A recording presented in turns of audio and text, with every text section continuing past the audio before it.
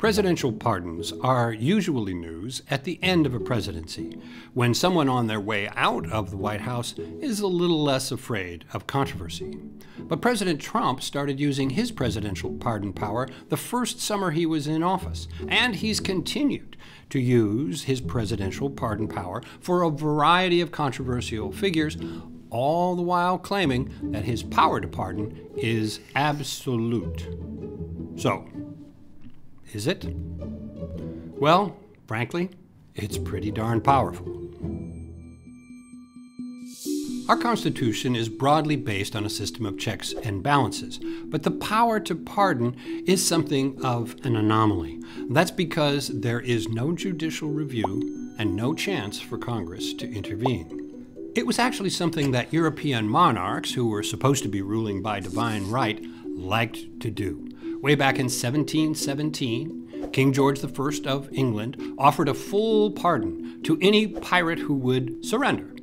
He even offered to let them keep their loot. Now, that divine right of kings was none too popular in colonial America, but some of the founding fathers thought the pardon power would be worth importing. Others, of course, feared that the power to pardon would lead to endless political favors, and pardoning treason could lead to tyranny. Enter Alexander Hamilton, stage right, star of his own Broadway show and big believer in a strong federal government.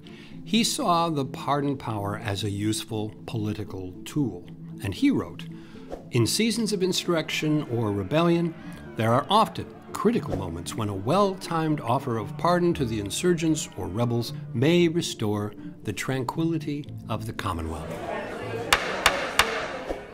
So, Hamilton won on that one, and the power to pardon was enshrined in the Constitution in these few words: "The President shall have power to grant reprieves and pardons for offenses against the United States, except in cases of impeachment." So, the President could pardon any federal crime, even if it hadn't been charged yet, but could not pardon for crimes prosecuted by the states. Early presidents seemed mindful of concerns about this unchecked power, mostly using it to ease tensions in times of national crisis.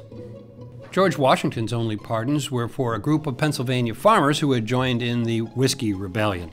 That was an uprising in 1794 protesting federal taxes on distilled spirits. John Adams pardoned another group of fractious farmers from Pennsylvania. These were following a guy named John Fries in an uprising against taxes in 1799 and 1800.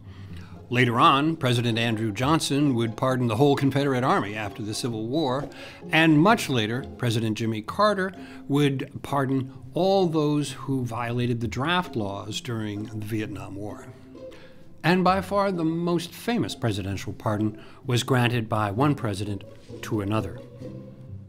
"And by these presents do grant a full, free, and absolute pardon unto Richard Nixon." Which brings us to the question of a presidential self-pardon.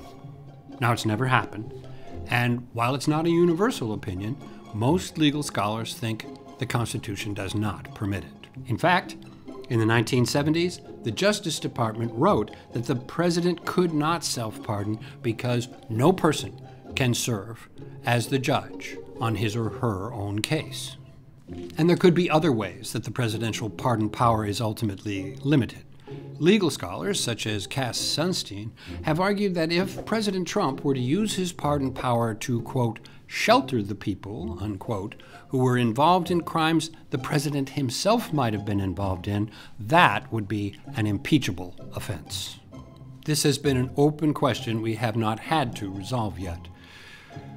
But increasingly, it seems that our current administration may take actions that would push the issue of the president's pardon power to the Supreme Court, where ultimately we would expect to get clarity about the presidential pardon power. So for now, I'm Ron Elving at NPR. Thank you for coming to my office hours.